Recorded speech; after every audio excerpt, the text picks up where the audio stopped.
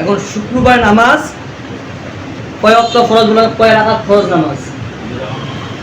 2 রাকাত। এখন আপনি এটা মানলেন। আচ্ছা বলেন তো আসরের নামাজ কয় রাকাত ফরজ? 4 রাকাত।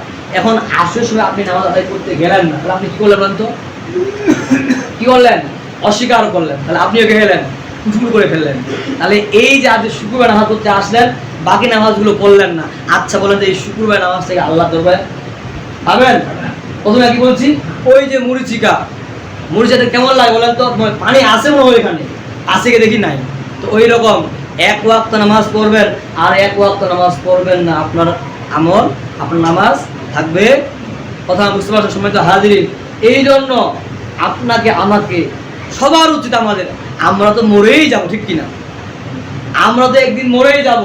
আচ্ছা আমাদের যে আব্বা আম্মা ছিল, দাদা ছিল, দাদি ছিল, তারা এক সময় আমাদের মতো দেখতে সুন্দর ছিল, ঠিক কিনা? জওয়ান ছিল, যুবক ছিল, রোদকে রোদ মনে করতো না, পানিকে পানি মনে করতো না, ঝড়কে ঝড় মনে করতো না, সব কিছু পাড়ি দিয়ে সব কিছু করে, ঠিক কিনা? কত অন্যায়, কত ভালো, কত খারাপ কাজ, ঠিক কিনা? কিন্তু আচ্ছা বলে তারা যে মারা গেছে, তাদের এই যে বডিটা সুন্দর, চোখগুলো আছে কি বলেন তো?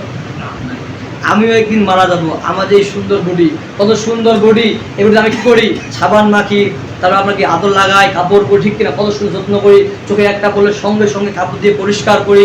কিন্তু যখন আপনি আমি মারা যাব, তখন এই চোখটা আমার কি হয়ে যাবে? বিভৎস হয়ে যাবে, ঠিক কিনা? মুখটা আবার কি যাবে? বিভৎস হয়ে যাবে। সেই মৃত্যুকে আপনাকে আমাকে স্মরণ করতে হবে। সম্মানিত হাজরিন, তাহলে মৃত্যুকে অবশ্যই আপনাকে আমাকে স্মরণ করতে হবে কি হবে না? আর মৃত্যুকে স্মরণ করতে গেলে অবশ্যই আপনাকে আমাকে এই দুনিয়ার যে মহব্বত, এটা পরিহার করতে হবে। আর এই দুনিয়ার মহব্বত পরিহার করতে গেলে অবশ্যই আপনাকে আমাকে ইন্নাস সালাতা তানহা আনিল ফাহশাই ওয়াল মুনকার, নিশ্চয়ই নামাজ আদায় করতে হবে। নামাজ আপনাকে আমাকে অশ্লীল, খারাপ, বেহায়াপনা কাজ থেকে বিরত রাখবে।